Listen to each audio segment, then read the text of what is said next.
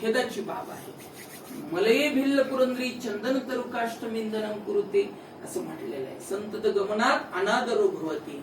मलयगिरी पर्वतावरील भिल्लाच्या स्त्रिया दररोज भाजी भाकरी करण्यासाठी चुलीवरती चंदनाचं सरपण वापरतात, जे लाखो रुपये किमतीचे, कारण त्यांना त्याची किंमत नसते. तसं आपण खरं तर भाग्यवान आहोत की अशा महनीय विभूतीच्या संगतीत आपला काळ जातो. जेव्हा केव्हा आपली भेट होते तो खरं तर आपली पुण्याच म्हणायला हरकत नाही. संतांच्या भेटी होणं, मी आता पुढे गुरुजींना वास्तविक हे निरभिमानी असं व्यक्तिमत्व आहे. अमानी मानदो मान्यो असं हे व्यक्तिमत्व आहे. भगवान विष्णू सहस्रनामामध्ये भगवंताचे जे नाम आहेत, अमानी मानदो मान्यो. अमानी मानाची इच्छा नसलेला, परंतु मानदो मानाची इच्छा इतरांना प्रदान करणारा असं आहे. उलट आज जगात दिसतं मानी आणि अमानदो असं होतंय, परंतु गुरुजींच्या बाबतीत मात्र तसं नाही. लहानपणापासून पाहतो की वाईट अगदी लहानातल्या लहानापर्यंत आणि मोठ्यातल्या मोठ्यांपर्यंत प्रचंड महनीय व्यक्तिमत्वांच्या संगतीत जाऊन सुद्धा अत्यंत विनम्रता गुरुजी सांभाळतात. त्यांच्या या गुणांचं गौरव करायचं कारण एवढंच आहे की आमच्या अंगी अशी विनम्रता यावी म्हणून या कला गुणांचं चिंतन. हा आमचा स्वार्थापोटी आम्ही बोलत आहोत. आम्ही तितकी आणखी निस्वार्थी नाही. स्वार्थ साधलाच पाहिजे, तो श्रेष्ठ असावा, कनिष्ठ असू नये. श्रेष्ठ स्वार्थ या निमित्ताने इथं साधला जातोय. तर त्यांचं या ठिकाणी त्या कमिटीवरती नियोजन झाल्याबद्दल त्यांचंही या भजनी मंडळाच्या वतीने स्वागत होते. त्यांचं आदरणीय आपण विनंती करतो की आपण त्यांचा या ठिकाणी पुष्पहार, श्रीफळ देऊन आणि शाल देऊन सत्कार करावा. आमच्या या संत सावता महाराज भजनी मंडळाचे गुरुजी खऱ्या अर्थानं आधारस्तंभ आहे.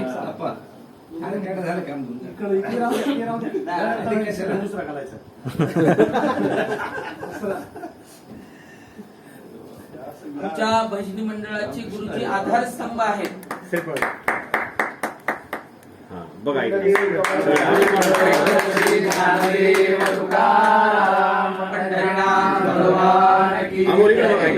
स्वामी महाराज की जय. मौली ज्ञानेश्वर महाराज की जय. या भजनी मंडळाला खऱ्या अर्थानं आधारस्तंभ गुरुजी आहेत. भजनी मंडळाला एक वजन प्राप्त होतं, एक नैतिक अधिष्ठान आहे. फार वर्षापूर्वी गुरुवरे शास्त्री महाराजांना माहित आहे, परळीला कनेरवाडीचे मदनरावचे मुंडे, कैलासवासी मदनरावचे मुंडे, त्याचप्रमाणे परळी मधले काही भाविक होते. तिकडे डाबीचे मुरली अण्णा वगैरे सगळ्यांचा उल्लेख करत बसले तर आणखी वेळ जाईल. तर शनिवार भजनी मंडळ परळीमध्ये गुरुवरे शास्त्री महाराजांनी या मंडळाने स्थापन केलं. तर तिथे काळे गुरुजी वगैरे, तर तिथे दर म्हणजे आठवड्याला तिथं भजन व्हायचं. त्याचं खूप महाराज चिंतन सांगायचे. तसंच अंबाजोगाईत भजनी मंडळ, या ठिकाणी सावता महाराज भजनी मंडळ आहे. या मंडळामध्ये अधिकृत असे जवळपास एक 25-30 महाराज आहेत, 25-30 गायक आहेत, 25-30 वादक आहेत. त्यात मृदंग वादक, तबला वादक, काही टाळकरी आहेत, काही श्रोते आहेत. असे सुंदर भजनी मंडळ.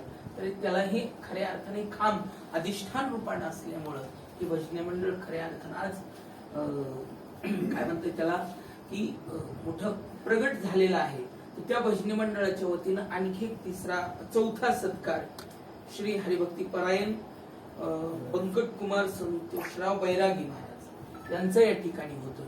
तर त्यांनाही विनंती, त्यांचाही स्वागत सत्कार आदरणीय गुरुजी करावा अशी त्यांना विनंती करतो. अखिल भारतीय गांधर्व मंडळाच्या वतीने घेण्यात आलेल्या पखवाजाच्या या परीक्षेमध्ये 800 पैकी जवळपास 655 गुण घेऊन त्यांनी मोठं उत्तम यश प्राप्त केलं. असंच त्यांनी उत्तरोत्तर आणखी यश प्राप्त करावं अशी त्यांना विनंती. त्यांचा सत्कार होतोय. शाल, श्रीफळ, पुष्पहार सर्वांनी टाळी वाजवून कुंडलिका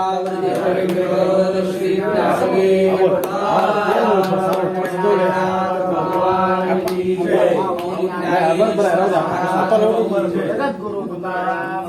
महाराज की अवधूत चिंतनाची वनराज स्वामी महाराज की जय.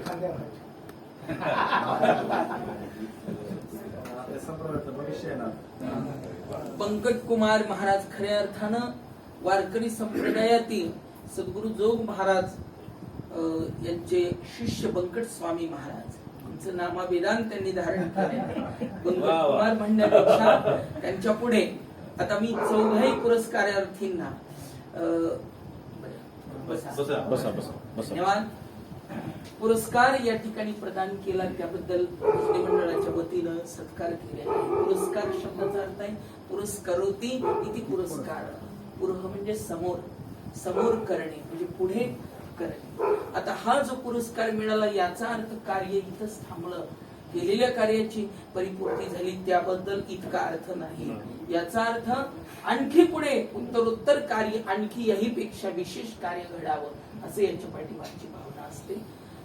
तर गुरुजींना विनंती की आम्हाला या प्रबंधाचं वेळोवेळी मार्गदर्शन म्हणजे याच्यामधील आम्हाला ज्ञान सांगावं. महाराज तर आहेतच, त्यांचा कृपाशीर्वाद आहे, ज्ञानाचं सदैव वृष्टी करतात, उलट आम्हीच कमी पडतो ज्ञान ग्रहण करायला. ते सदैव 24 तास ज्ञानदान करायला बसलेले. मी केव्हाही महाराजांकडे गेलो तर किमान 1-2 तास तरी त्यांच्या जवळ बसतो. त्यांचे कीर्तन दत्त मंदिरामध्ये असतात, तिथे ते अखंड ज्ञानवृष्टी ज्ञान यज्ञ चालू आहे, पण त्याला आम्हीच कमी पडतो. आपण सर्वांनीच जास्तीत जास्त रसपान करायला हरकत नाही. त्यासोबतच पंडित जे आहेतच त्यांचे आशीर्वाद आहेत आपल्या सर्वांच्या पाठीमागं. भजनी मंडळाच्या आधारस्थान स्तंभ आहे. आणि बंकट कुमार महाराज यांना तर काय ते खूप लहान आहेत वयाने आणि या अल्पवयात त्यांनी बरेच आणखी पुरस्कार मिळवले. असंच आणखी खूप पुढे जायचंय. गुरुजी आजही म्हणजे विद्यार्थी समजतात स्वतःला पंडितजी, तर त्यांचा हा गुण आपण घेण्यासारखा आहे. गुरुजींचा परिस्पर्श लागून आपणालाही अशाच पद्धतीनं देश विदेश पातळीवरती जाता यावं, तसे आशीर्वाद गुरुजींकडून आपण घ्यावे. गुरुजींचा परिस्पर्श आपल्याला लाभला आहे आणि लाभतोयच, तर तो तसाच आणखी प्राप्त करावा आणि आणखी कार्य पुढे करत राहावं अशी त्यांना विनंती करतो. तर या प्रसंगी या सर्व सन्मान्यापैकी आदरणीय गुरुजींचे मनोगत व्यक्त होणं महत्वाचं आहे. आपल्याला कळणं महत्वाचं आहे की हा ग्रंथ त्यांनी याच्यातलं थोडंफार तरी आपल्याला या निमित्तानं गौरव समारंभ हा तर विषय झाला, पण या ग्रंथात काय आहे. गुरुजी आदरणीय अच्युत महाराजांनी खूप सेवा केली, त्यांचंही आपल्याला काही मोलाचे मार्गदर्शन या प्रसंगी महत्वाचं असतं. या कार्यक्रमाचं मनोमन मी अध्यक्ष म्हणून गुरुजींना पंडितजींना मांडलेलं आहे. ते शेवटी अध्यक्ष समारोप करतील, मनोगतही आमचे बंकट कुमार महाराज हे करतील. तर सर्वप्रथम पहिले आपले पुरस्कारार्थी, या पुरस्काराचे सत्कारार्थी आदरणीय श्री हरिभक्ती परायण गुरुवर्य अच्युत महाराजांना विनंती करतो की त्यांनी आम्हाला आशीर्वादपर अशा पद्धतीने काही मार्गदर्शन करावं. त्यांना विनंती. तुम्हाला जर जास्त पक्वतो आता मग तुम्ही असं केलं तर मला मग भाषण करा म्हणजे मी असं करणं भाग आहे. बरोबर आहे का नाही? संवाद आहे, भाषण बिषण नाही. 2 मिनिटं पुढे लावतो आवाज. पुरस्कार आणि प्रबंध माझ्या 70 वर्षाच्या आयुष्यात पहिल्यांदा मी ऐकतोय पाहतोय. पहिला मुद्दा त्याला पुरस्कार मिळाला, त्याला मिळाला, ह्यांचा मिळाला, त्यांचा मिळाला, असं टीव्हीवर पेपरात आम्ही रोज ऐकतो. पण काय असतंय नेमकं, गौरव काय, गौरव पत्र काय, हे आपल्याला कधी माहितीच नाही. आमचं सगळं डोंगरात जीवन गेलेलं, काय माहिती नाही. डॉक्टरेट, मी जर ग्रॅज्युएट असतो जुन्यातला, डॉक्टरेट नावाची एक पदवी असते आणि ती प्रबंध सादर करून मिळवावी लागते. कोणाच्या तरी मार्गदर्शनाखाली तो प्रबंध लिहावा लागतो, तो त्या युनिव्हर्सिटीने एक्सेप्ट किंवा स्वीकारावा लागतो. मान्यता प्राप्त झाल्यानंतर त्यांना PhD नावाची, डॉक्टरेट नावाची पदवी मिळते. हे फक्त ऐकलेलं. प्रबंध म्हणजे काय, निबंध आहे का काय हे आपल्याला माहित नाही कधी. काय 40 पानाच्या वहीचा असतोय, काय 100 पानाच्या वही, काय माहितीच नाही. आणि दुसरी गोष्ट अशी आहे की मी माझ्या आयुष्यातील सांगू नये पण मी पूर्ण त्यागी माणूस आहे. जी जीवनात गोष्ट निषिद्ध आहे कळलं, विषय रांधिली रस सोय. जे जेवणारा ठावी होय आणि तो ताटची सांडून जाय जया पडे. हे ज्ञानेश्वर महाराज. ज्या गोष्टीत दोष आहे हे मला ज्या दिवशी कळलं त्या दिवशी मी त्याचा त्याग केला. तुका म्हणे धन आम्हा गोमांसा समान हे प्रमाण ज्या दिवशी आम्ही वाचलं त्या दिवशी त्याचा धिक्कार केला महाराज. आम्ही धिक्कारिले जन, धिक्कारिले धन हे आम्ही अनुभवलेल्या गोष्टी. याच्यात काय मोठेपणा असं नाही. आणि प्रारब्धवशात प्रपंच आल्यामुळं 1962ला मी पहिल्यांदा माळ घातली. त्यावेळेस मी 6वीला होतो. 4थी 5वी 6वीला मी पहिलं ज्ञानेश्वरी पारायण केलं.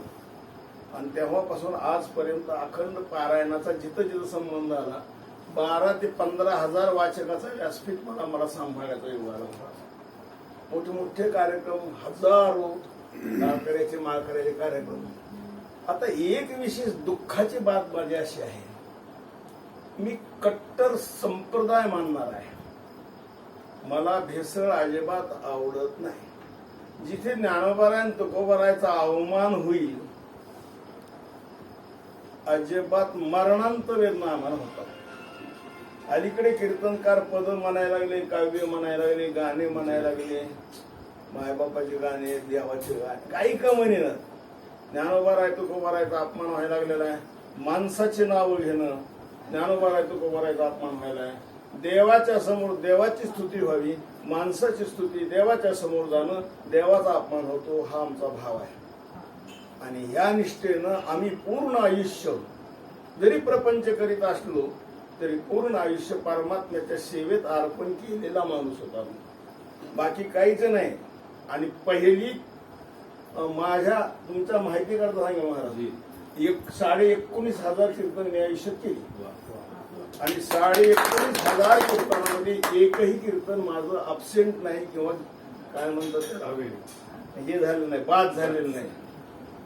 आणि एकही मिनिट एकही कीर्तन माझ्याकरता अजून 19,000 अभंगात एकदा अभंग घ्या महाराज पटका बांधायले हे माझ्या आयुष्यात कधीच नाही. आणि मी कुणाच्या बैठकीत कधीच बसलो नाही. मंदिरातच बसलो, मंदिरातच झोपलो. जरी आम्ही प्रापंचिक असलो तरी त्याग मात्र आम्ही जीवनामध्ये केला. त्याच्याकरता महत्वाचं म्हणजे आमचे सद्गुरू असणारे वैकुंठवासी तात्यासाहेब महाराज वास्कर, त्यांची मला जवळून संगती लागली. पंढरपूर, आळंदी, पैठण वेगवेगळे मोठे मोठे कार्यक्रम पूर्ण कर्नाटक, बेंगलोरला मी 7 दिवस सक्ती केली, बेळगावला केले, कोल्हापूर विलापूर ह्या भागात केले. आणि ह्याच सप्ताहामध्ये त्यांची संगती मला लावली की बाहेर. आणि जेव्हा केव्हा मी इथं आलो की व्यसन लागलेलं असल्यामुळं इथं शास्त्री महाराजांची संगती लागली. मग तिकडं गेलो की त्यांची संगती इकडे आलं की बरं मग थोडंसं फायटिंग करायचा नाद असायचा. मी आमच्या महाराजाबरोबर फायटिंग करायची. फायटिंग म्हणजे विचारांची.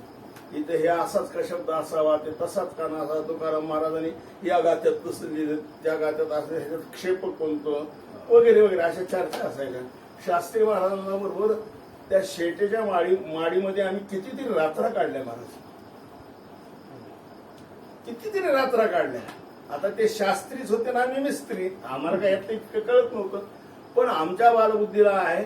आणि त्याचं त्यांना कौतुक हे वाटत होतं की तुकोबारायच्या गाथ्याचं मी अहोरात्र अखंड चिंतन केलेला माणूस. आणि जास्तीत जास्त अभंग माझे तुकाराम महाराजांच्या कृपेनं सुटून गेलेले आहेत. साधारणतः 2,000-2,500 अभंग मी काय मोजलेले नाही, पण 1,000-2,000 अभंग मी नक्कीच सोडवलेले आहेत. ज्ञानोबारायचे 400-200 अभंग मी सोडवलेले आहेत. आणि बहुतेक नवं बोलण्याचा प्रयत्न करतो, त्यापैकी ऐकणारे आमचे ही श्रोते मंडळी आहेच आहे. आणि कुठंतरी आपण सतत चिंतनात राहावं हा हेतू त्याच्या पाठीमागे. आणि ती चिंतन कुठंतरी करण्यापेक्षा देव सान्निध्यात केल्यानंतर देवाच्या ठिकाणी देवत्वाचं विशेषत्वानं प्राधान्य असतं. मग ज्यानं कोणी कुठं घराची टीव्हीच्या खोक्यापुढे 2 तास बसायचंय त्यापेक्षा तिथं येऊन बसा. मग 13 वर्ष झालं दत्त मंदिरात प्रयोग चालू. एक जे काकाजी आले तर आम्हाला अजून दुसरा काकाजी काही जन्माला नाही. लक्षात आलं का? 13व्या वर्षात दुसरा मनुष्य काय अजून आम्हाला लाभला नाही. श्रोता म्हणजे मी, वक्ता म्हणजे मी, समोर दत्त महाराज आणि ज्यांना कोणाला वेळ मिळेल ते 5, 6, 7, 8 टाळकरी. मृदंग वादक आम्हाला लागतो अशातला भाग नाही. लावणारा नसला तर विशेष कीर्तन होतं आमचं. वादकांनी नोंद घे, वादकांनी नोंद घे. रात्री विना मृदंग लावण्याचं आणि विना मृदंगाचं रात्री कीर्तन केलं मी. टाळकरी नव्हते, माळकरी कोणीच नव्हते, काय करणार, एकटे गुरुजी होते. विना शेवट आम्हाला लागलाच नाही. त्यांचे चाली हुस्त बी खालीवरी मनी करायला ते काही जुळले वाच कसं वाजायचं. पण काळ सारावा आणि नियमान कळे निर्धारी आणि नित्य नियमनाने हे तत्व आम्ही आयुष्यात पाळले.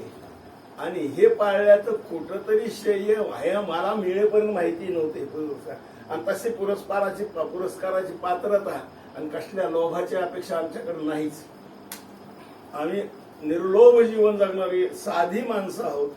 आम्हाला कुठलं शास्त्र कळतंय, कुठलं संस्कृत कळतंय, कुठलं वेदांत कळतंय, अजिबात काही समजायचं कारण नाही.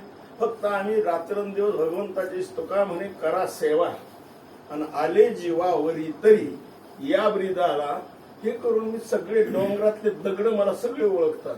ह्यांच्या ममदापूरचे दगड ओळखी देत, पावसाळ्यात ह्याच्यात आलो, चिचखंडीचे दगड, यार्डेचे दगड, मंगाईवाडी, पुरणवाडी, बोदेगाव, कावळे, हे सगळे गाव मी केलेच. मांडे खेळलं, वड खेळलं, फालाने खेळलं, एक गाव सुटलेलं नाही. पण आता संप्रदायाची शोकांतिका इथं आहे महाराज. याच्यात थोडं तुमच्यासारख्याचं लक्ष देणं महत्वाचं आहे. संप्रदाय संपलाय, संप्रदायामध्ये भेसळ झाली, क्वांटिटी खूप झाली, क्वालिटी घसरली. आणि क्वालिटीच्या मागे लोक राहिले नाहीत, क्वांटिटीच्या मागे पळायला लागले. जे कानावर ऐकल्यानंतर आंघोळ करावी लागते ते तुम्ही रोज चिंतन करायला लागलात. लक्षात ठेवा, तुकोबरायचा गाथ्याचं चिंतन तुम्ही केलेलं आहे. कन्या गो करी कथेचा विकरा आणि चांडाळ तो खरा तया नाव. आणि त्या चांडाळाचा स्पर्श झाला तर शास्त्र म्हणतं सचल स्नान. कुठे नेऊन ठेवाय खरं कोणा सत्य गेले भोळ्यावरी आणि अविद्येची चाली थोरी. ही परिस्थिती निर्माण झाली. हे अडवण्याचा मी प्रवाह अडवण्याचा प्रयत्न करतोय. पण एकट्याला कोण भूत मोजतंय? हे विष्णू महाराज हे आडवितय होय. ह्याच्याला बघणंच नको, नाही तर थोडा बळ बघणं नको ना. मग काय करतंय? ही स्थिती निर्माण झाली. संप्रदायाचा उत्कर्ष व्हायला पाहिजे. खूप मी परवा त्या नेताजी पालीमध्ये बोललो मी याबद्दल. मला एक शंका निर्माण झाली ती तुम्हाला मानतो. तुम्ही 2-3 मृदंग वादक आहात. वारकरी संप्रदायाचा देव हा उभा आहे असं आमचं मत आहे. आणि उभ्या देवाची मी मरेपर्यंत आज नेहमी म्हणतोय. रात्रीच हे म्हणले मला, तुम्ही बसून कीर्तन करा म्हणजे जिवंत आहे तो पण उभाने करेल. आमचा देव उभा मी नाही बसणार. आणि ज्या दिवशी आपल्याला उभं राहणार नाही त्या दिवशी मी प्रवचन सांगेल, नाही घरात झोपून. हे ब्रीद आहे. हे असताना अलीकडे मृदंग वादक उभा राहून मृदंग का वाजवित नाही ही एक माझी शंका आहे. किती मोठे मृदंग वादक. आता मी 2,000 रुपये खर्चून खिशातून घोड्यातून घेतात माझ्या मंदिरात. आणि मी मांडले की ते मृदंग माधवराव हे असले येतात ना, काढून ठेवा म्हणते. कॉमन म्हणते हे कळलं नाही. याच्यात तुम्हाला सांगतो महत्वाचं फल सांगतो तुम्हाला. तुम्ही जर बसून व्यवस्था असताना जर मृदंग वाजवला तर तुमच्या त्या सेवेतलं फळ तुम्हाला 0 सुद्धा मिळत नाही. याच्याबद्दल माझा 101% विश्वास आहे महाराज. मग करायचंय तर निक थोडे परी निरे म्हटले तुकोबरायने. निक्क करायचंय. आणि आता निक्क कुणाला आवड नाही. पाण्याचं दूध प्यायचे, पिठाचं दूध प्यायची सवय लावायली लोकांना. तर खैर असो. सम्यक प्रदाय इथे संप्रदाय हा हे संप्रदायाच्या व्याख्या आहेत महाराज. आणि साधू संतांच्या परंपरा आपण सांभाळणे आपल्यावरती फार मोठी जबाबदारी आहे. आता योगायोगानं आम्ही आता 75 म्हणजे पाऊनचं आयुष्य आमचं संपलेलं आहे. उद्या रात्री असेल का नसेल हे आम्हाला माहित नाही. पण आम्ही आता संपलेलं आहे. म्हणून माझं नेहमीच म्हणणं असते आम्हाला, यार शिकून घ्या रे बाबानो, खरं शिकून घे. पळायच लागलेली ती येण्यासारखं कुटुंब पळायच लागलेली. पळून उपयोग नाही. संप्रदाय शिका, तुमचं कल्याण आहे. त्यानुसार आहे तुकोबराय जे परंपरा गाथ्यानं सांगितली जे पाण्यामध्ये 14 दिवस राहून वर आलेली गाथा आहे महाराज. हे दिव्य आहे आणि त्याचा तुम्ही अवमान करताय. हे शिका. जिथं संप्रदायाशिवाय ज्ञानोबाराय तुकोबारायच्या अक्षराशिवाय अक्षर जर कानात पडत असेल तर तेल तापलेलं कानात पडतंय असं समजा. निघून जा. किंबहुना पार्था जे विमुख या परमार्था तयाशी संभाषण सर्वथा करू नये. हे ज्ञानोबाराय तुकोबारायचे 500 प्रमाण दिल ह्या पण या गोष्टीला. पण आता ही जबाबदारी तुमच्यावर आहे. पण तुम्ही पळायच लागले तर आजच्या पच्या घालून मी तरी काय करू त्याला. मी रात्री बोललो परखड बोललो रात्री. आपला नियम आपण सांभाळावा. असं कोणाचा लोकप्रेम तर थोडं निम तिकडे ऍडजस्टमेंट करावं असं काहीतरी असावं. पण दुर्दैवाने हे घडत नाही. काय आमच्या सांगण्याचा काही परिणाम झाला नाही. 13 वर्ष दत्त मंदिरात मी उघडलं. ज्ञानोबाराय तुकोबारायची खूप सेवा आमच्याकडून त्यांनी करून घेतली.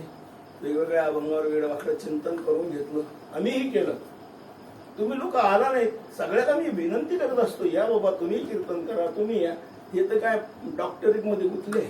हे तर काय प्राध्यापकच होते आणि बाकीच्यांना तर काय सवड नाव करायचंय पुन्हा असं नाही का. तुमचा पद्म रामकृष्ण हरी जय माझी कशाला सवय काढून दिली. हे जे आहे माहिती का बोलतो मी. माझ्या बेंबीच्या देठापासून प्रामाणिकपणे तुम्ही शिकावं. तुमचा संप्रदाय पूर्वक साधना घडावी ही माझी प्रांजळ इच्छा आहे मला. पैशाच्या माग न लागता पैशानं तुमच्या माग यावा. आम्ही नाही मागितलं आयुष्यात काय. आम्हाला अजून जेवण उपाशी मारणं नागवही बसविलं नाही. आम्ही सांगतो तुम्हाला ही देवाची सेवा ही सगळ्यात श्रेष्ठ सेवा आहे. आणि संताच्या अक्षराची सेवा म्हणजे संतांची कृपा आहे. आणि ती कृपा जर झाली तर मग तयाचे बिसाट शब्द सुखे म्हणो येती वेद आणि सदेह सच्चिदानंद कान व्हावे. हे आचरण करा जरा जाऊ. परमार्थ आचरण आहे हे लक्षात असू द्या. आणि दुर्दैवाने ह्याचं फार मोठं दुःख आहे.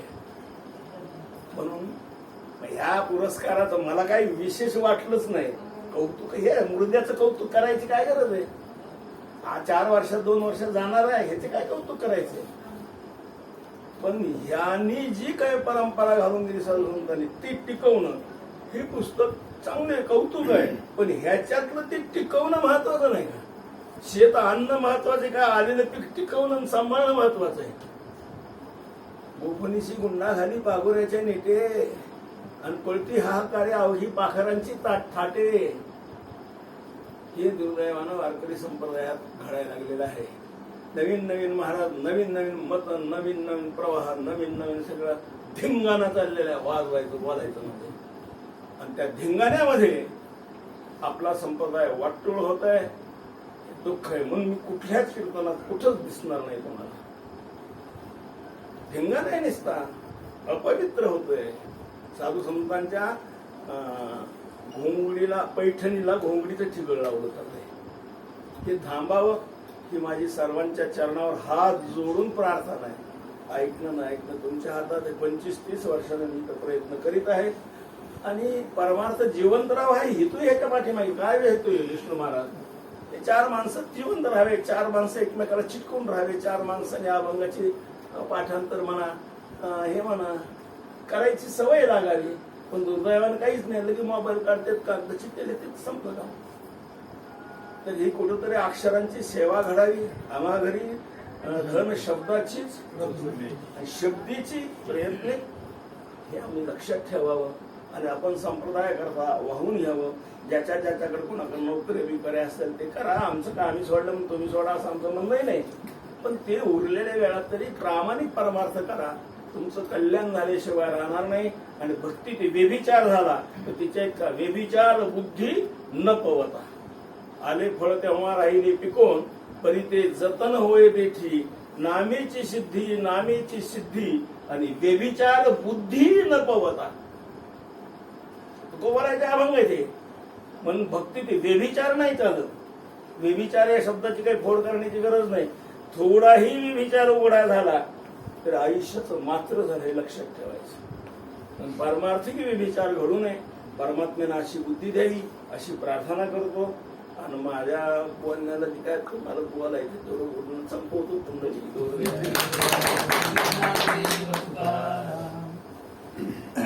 यानंतर आदरणीय गुरुजी महाराजांनी खूप मोलाचं मार्गदर्शन, खंत, त्यांचे अनुभव हे सगळं आपल्या समोर मांडलं. येत्या पुढच्या काळामध्ये असे अनुभव आपल्याला पाहायला फारसे मिळतात, कारण अशी माणसं फार दुर्लभ आहेत, बोटावर मोजण्या इतकी आहे. महाराजांनी म्हटलं तसं सर्व भेसळीचाच परमार्थ आपल्याला दिसतो. तर यानंतर डॉक्टर श्री हरिभक्ती परायण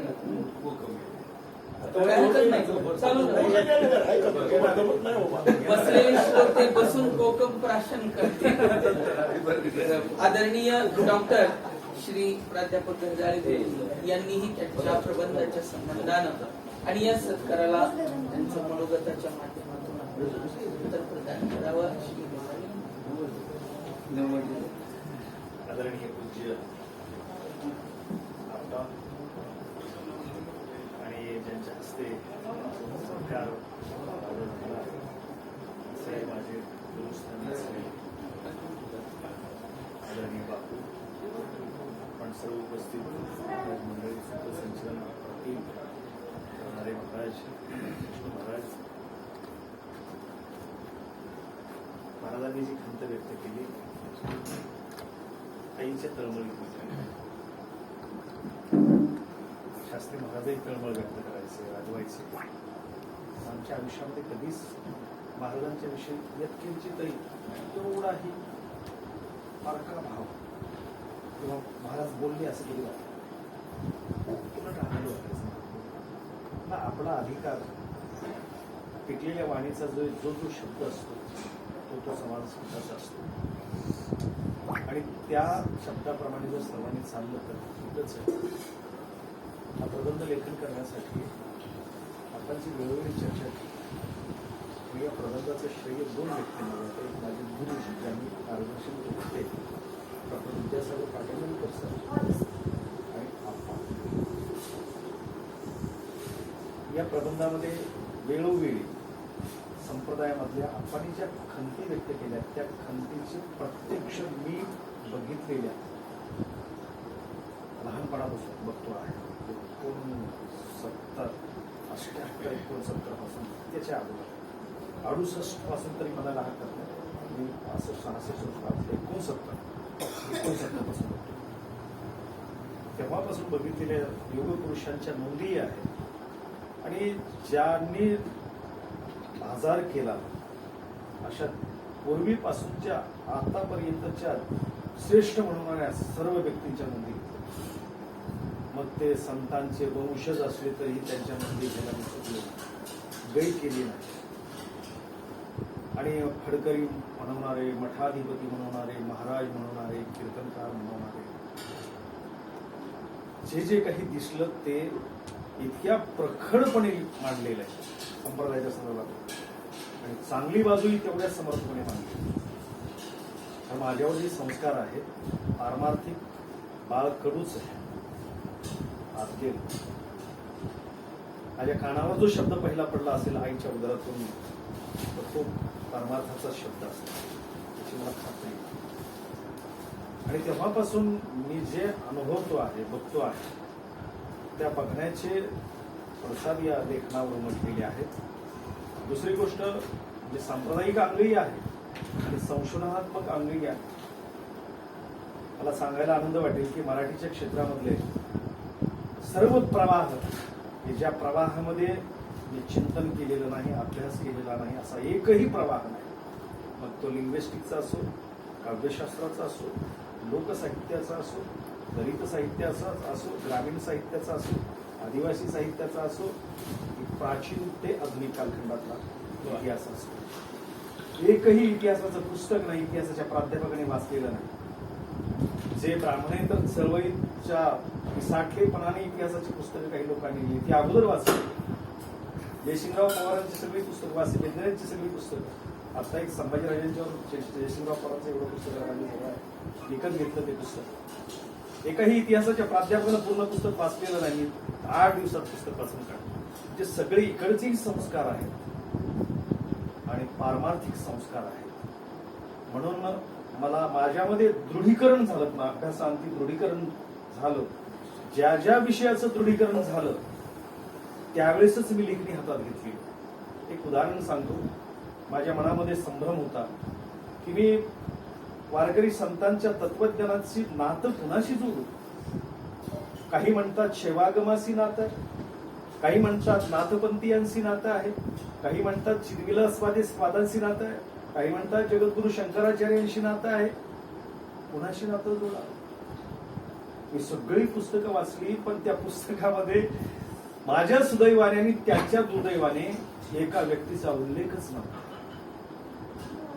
ज्या व्यक्तींचा उल्लेख स्पष्ट शब्दामध्ये संत साहित्यामध्ये व्यास महर्षींचा. सगळे चर्चा सगळ्यांनी मांडल्या, म्हणजे प्राध्यापकांच्या चर्चा, आपल्या संप्रदायिकांच्या चर्चा, प्राध्यापकांच्या चर्चा, शंकराचार्यांशी किती नातं आहे, ह्याच्याशी किती आहे, त्याच्याशी किती आहे, भांडणं सूक्ष्म पातळीवर केली, पण व्यासांचं नाव घेतलं. मी सगळ्यांना बाजूला साधून व्यासांशी नातं प्रस्थापित केलं. एवढंच नाही तर सर्व अभ्यासाअंती समन्वयवादाची भूमिका घेऊन जी आजपर्यंत पोलीस मांडलेली आहे. वारकरी संप्रदाय एका विचारसरणीचं असं कुठल्याच एका विचारसरणीला आत्मसात करणार नाही.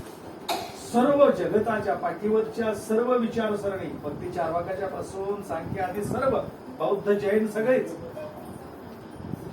त्याची माहित आहे आपल्याला. बौद्धाच्या काय ओव्या आहेत, बौद्धाच्या संदर्भातल्या काय आहेत मतं आहेत, बौद्ध विचारसरणीच्या संदर्भातल्या काय होते, या सगळ्यांचा धांडोळा घेतल्यानंतर लक्षात आलं की संत आताच म्हटले ना की पाण्यामध्ये दूध मिसळलेलं आहे. आपण म्हणाले की चहामध्ये साखर ओढून घ्या. राजहंसासारखे संत या सर्व तत्वज्ञानामधलं जे दूधरूपी ज्ञान आहे, सार आहे, ते सार घेतात. पण एका अंगाने संत साहित्याचा विचार करता येत नाही. आणि दुसरा एक सिद्धांत सांगतो की जे अक्षरिक वाङ्मय आहे, त्या अक्षरिक वाङ्मयावर कितीही बोललं तरी त्याचा थांग लागत नाही. जगाच्या पाठीवर भगवद्गीतेवर जेवढी ग्रंथ आहेत तेवढे कुठल्याच ग्रंथावर नाही. मला माहिती इतकी भाष्य आणि त्याच्यावरची ग्रंथ आहे. एवढं लेखन प्रचंड आहे. अजूनही होत आहे. का होत आहे? द्वैतवाद्यांना गीता द्वैतवादी वाटते, कर्मवाद्यांना कर्मवादी वाटते, ज्ञानवाद्यांना ज्ञानवादी वाटते, भक्तिवाद्यांना भक्तिवादी वाटते, योग्यांना योगाचा विचार करणारी वाटते. त्याच्यावर एका एका विचारावर एक एक पंथ, एक एक धर्म संस्थापक होतात. का असं होतं? हाती आणि आंधळ्यासारखी का गत होते? कारण गीता माऊली ही पूर्ण ब्रह्म आहे आणि पूर्ण ब्रह्माचं आकलन सर्वसामान्यांना होत नाही. त्यासाठी पूर्ण ब्रह्मच असावं लागतं. मला माझ्या इंटरव्ह्यू मध्ये बापू प्रश्न विचारला होता. मी एक विधान केलं होतं. अनेक कादंबऱ्या मराठीच्या इतिहासावर लिहिल्या, शिवप्रभूंच्यावर अनेक कादंबऱ्या लिहिल्या, पण शिवप्रभूंचं मूल्यमापन एकाही कादंबरीकाराला करता आलेलं नाही. पूर्ण मूल्यांकन सगळे नापासातील सर्वाधिक गुण मिळालेली एक कादंबरी म्हणून या श्रीमान योगीचा आणि उल्लेख केलेला होता. एका मोठ्या पुरुषाने उल्लेख केला तर त्याचं मी रिपिटेशन केलं. त्यावेळेस त्यांनी विचारलं की कसं शक्य झालंय? रामायण वाल्मिकींना शक्य झालं सामर्थ्यानिशी प्रकट करण्यासाठी, महाभारत व्यासांना प्रकट करण्यासाठी सामर्थ्यानिशी प्रकट झालं. मग असं का झालं नाही शिवाजी महाराजांच्या चरित्रावर? मी त्यांना म्हटलं होतं की जर रामायण चित्रित करण्यासाठी रामच असला पाहिजे, रामाचं सामर्थ्य असलं पाहिजे, भगवान श्रीकृष्ण सांगायचे असेल तर भगवान श्रीकृष्णच असले पाहिजे, म्हणजे त्यांचं सामर्थ्य घेऊन जन्माला आलेला कोणीतरी असला पाहिजे, अवतार असला पाहिजे. आणि मग त्यांना म्हटलं, ते म्हणाले मग कसं काय हे शक्य झालं? रामायण ते कोण आहेत? म्हणजे रामायणकार हे प्रत्यक्ष लिखाण रामच आहेत, ते रामाचं सामर्थ्य आहे. व्यास हे भगवान श्रीकृष्णाचं सामर्थ्य घेऊनच जन्माला आलेली आहेत, म्हणून त्यांना शक्य झालं. शिवप्रभूंचं चरित्र अनेकांनी लिहिलं, अनेक पुस्तकं झाली, पण शिवप्रभूंसारखा महामानव अजूनही काव्याच्या क्षेत्रात निर्माण झालेला नाही. काव्याच्या क्षेत्रातला जो महामानव आहे तो निर्माण झाला नाही, म्हणून न्याय देऊ शकले नाही.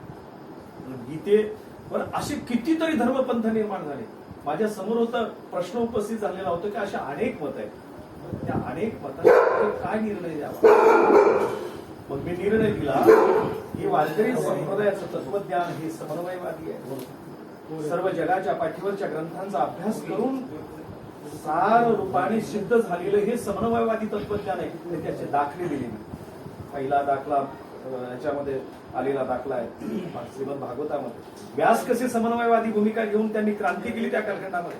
व्यासांनी जगद्गुरु शंकराचार्यांनी कशी समन्वयवादाची भूमिका घेऊन क्रांती केली. संत साहित्यामध्ये कसा समन्वयवाद आहे, संतांच्या चरित्रात कसा समन्वयवाद आहे. टोकाच्या भूमिका नाही आहेत. अरिस्टॉटल नावाचा तत्ववेत्ता म्हणतो की अतिरिक्त कोणतीच गोष्ट चांगली नाही, आणि आमचे संतही म्हणतात. अरिस्टॉटल तर नंतरचा. अति क्रोधही चांगला नाही आणि अति संवेदीपणाही चांगला नाही. मध्यम जीवन माणसाला असं जगात जगता आलं पाहिजे. म्हणून तो निर्णय मला देता आला. संतांच्या पांडुरंगाच्या मूर्तीमध्ये कसा समन्वयवाद.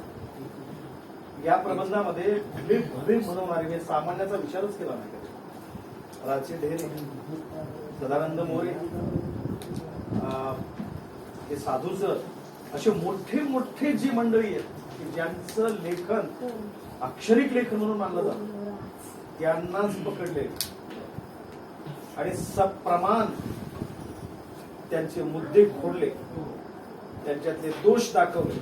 एका एका शब्दात त्यांचं किती बरोबर आहे आणि कोणता शब्द चुकीचा आलेला आहे याचं दर्शन घडवलं. त्यांनी आक्रमक लिहिलं त्यावेळेस माझी थोडीशी आक्रमक भाषा झाली. सदानंद मोरेंच्या संदर्भामध्ये त्यांनी जे वक्तव्य केलेली आहे त्याच्यामध्ये मला अपेक्षा नव्हती. ज्यावेळेस त्यांचं साहित्य वाचायला लागलो तर त्यावेळेस लक्षात आलं की त्यांनी आक्रमक भाषेमध्ये लिहिलं होतं, त्याच भाषेमध्ये लिहिलं होतं. पण गुरुजींचे उत्तर की त्यांनी सौम्य केले नाही असं नव्हतं. पाटणनंतर आपल्याला संशोधन म्हणून घ्यायचं थोडंसं साहित्य त्यांनी कसंही होतं. संप्रदायाच्या संदर्भात आम्हाला अपेक्षा नाही. एवढंच नाही तर मला वारीतून चालू देणार नाही काही लोक.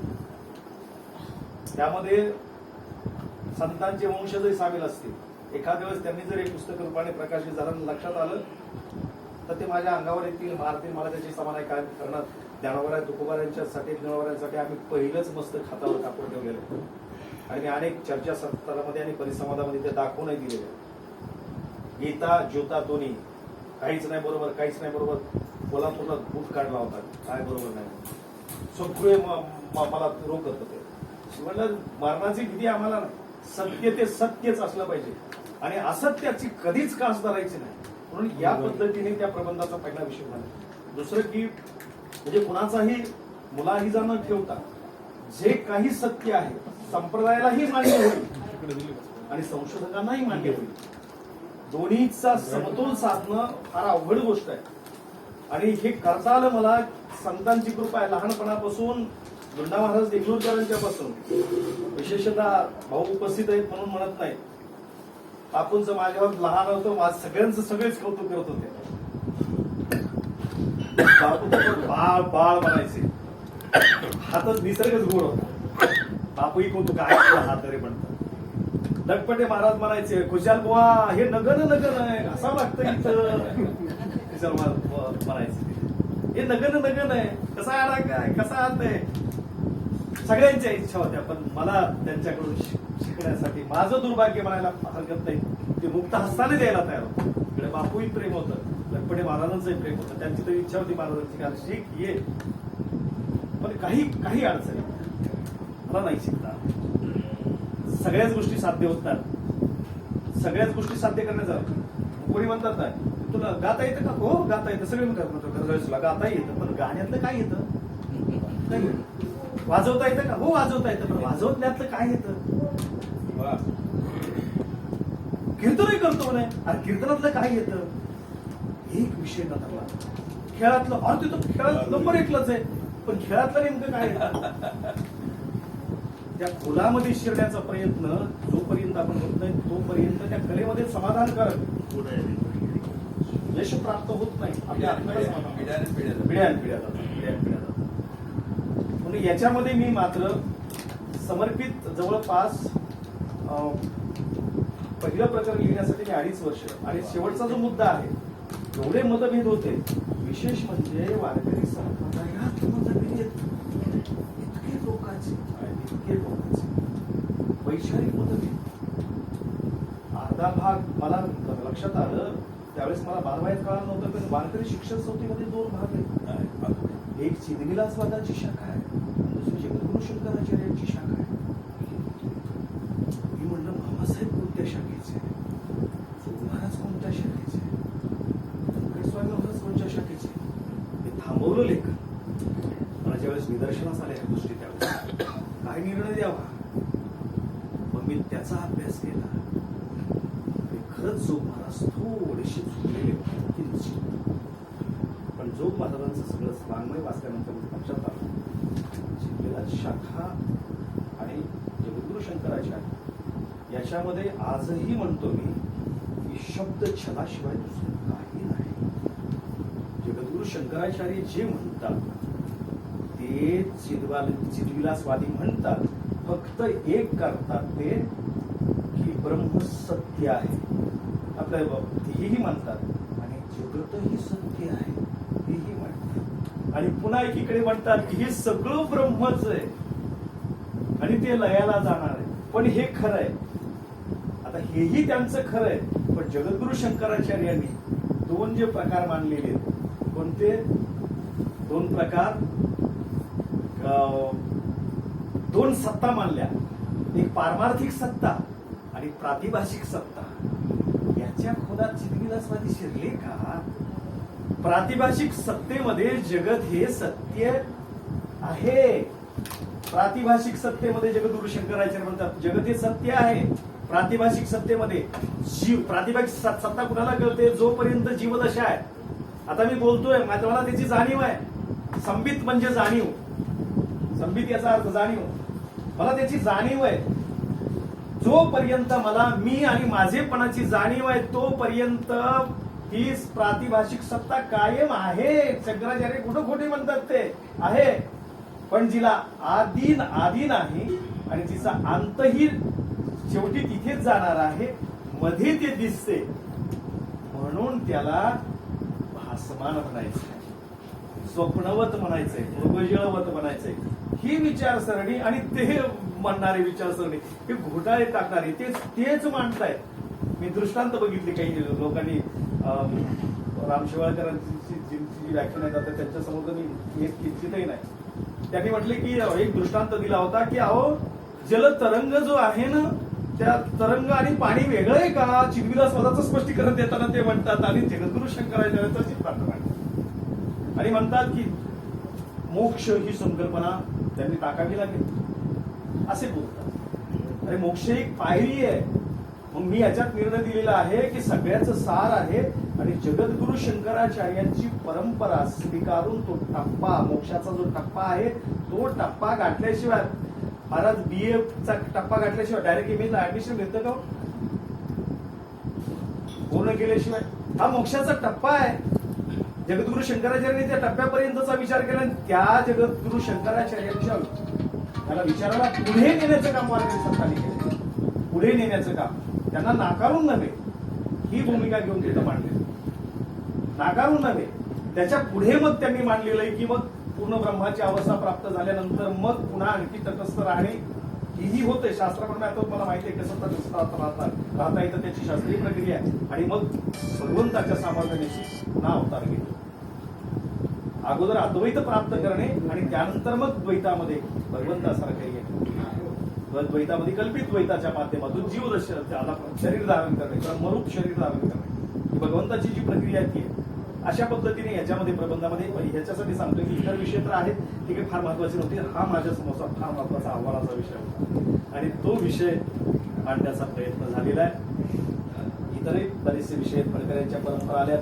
कन्याकुमारी पासून ते हिमाचल प्रदेशापर्यंतच्या ज्यांनी सेवागमाचा उल्लेख केला त्या सेवागमनाची एक महान विदुषी होऊन गेलेली आहे. ज्ञानोबांच्या अगोदरच्या कालखंडामध्ये काही विषय शाखेमध्ये तिचं चरित्र मी घेतलं. का घेतलं चरित्र? ज्ञानोबांचा काही संबंध आहे का? त्यांनी म्हटलं की सेवागमाशी संबंध आहे. सेवागम ही शाखा आहे, नाथपंथी यांची शाखा आहे हे म्हटले होते. मी म्हटलं तिचा शोध घेतला आणि तिच्याशी संबंध जोडून टाकला. ज्ञानोबांच्या विचारसरणीचा तेही आहे नाही अशातला भाग नाही. तोही आहे, तोही बात. काश्मीरी शैव यांनी वसुगुप्तांनी मांडलेला तो विचार आहे पहिल्या प्रथम, आणि त्याच्या अगोदरही अनेकांनी मांडलेला विचार आहे, वेदामधला आहे, उपनिषदामधला आहे. तोच विचार नाथपंथीयांचा विचार आहे, त्याच्यातलाही पण बराचसा भाग स्वीकारलेला नाही असं नाहीये. सर्वांचं सार आहे म्हणून समन्वयवादी घेऊन मी तो पहिलं प्रकरण साकार केलं. वारकरी संप्रदायामधल्या अनेक बाबीची खंडनात्मक चर्चा झालेली आहे. विठ्ठलाच्या संदर्भात एकानंतर म्हणाला की मसोबा म्हणजे आदरणीय पूज्य दाजी डेरेंचं मत होतं. मसोबा मसोबा बिरोबा अजून कशी कुठली बा ज्योतिबा खंडोबा तसा विठ्ठोबा लोक देवता. त्याचं इतकं सुंदर पद्धतीने खंडन केलेलं आहे, इतक्या सुंदर पद्धतीने की मसोबाच्या नादाला कुठला राजा लागला नाही, मसोबाच्या नादाला कोणता संत लागला नाही, मसोबाच्या नादाला पंचाचार्यापैकी एकही आचार्य लागला नाही. लागला का? नाही लागला. किंवा मूर्ख होते काय मग लोक? विठ्ठलालाच सगळे पंचाचार्य इथे येऊन येतात, सगळे 5 आचार्य इथे येतात. पांडुरंग अष्टक, खंडोबा अष्टक का लिहिलं नाही हो? विरोबा अष्टक का लिहिलं नाही एखाद्या आचार्याने? एखाद्या साध्या माणसाने सांगा, एखाद्या साध्या वारकऱ्यानं सांगा, एखाद्या तत्वज्ञाने सांगा. या भूमिका घेऊन राजी डेरेंच्या मताची एक उदाहरण सांगतो. अशा पद्धतीने हे लेखन करण्याचा प्रयत्न झालेला आहे, आणि याचं श्रेय जे आहे ते माझं नाही, याच्यातल्या उणिवा ज्या आहेत त्या माझ्या. श्रेय गुरुजींना आहे, आप्पांना आहे, आणि माऊली ज्ञानोबारायांची कृपा लहानपणापासून आहे. सगळं श्रेय माऊली ज्ञानोबारायांना, त्यांच्यावरची आढळ श्रद्धा लहानपणापासून, त्यांची साधनागणी माझं भाग्य, त्या भाग्याचं फळ म्हणजे ज्ञानोबारायांनी माझ्या हातून निमित्त मात्र आहे, ज्ञानोबारायांनी करून घेतलं.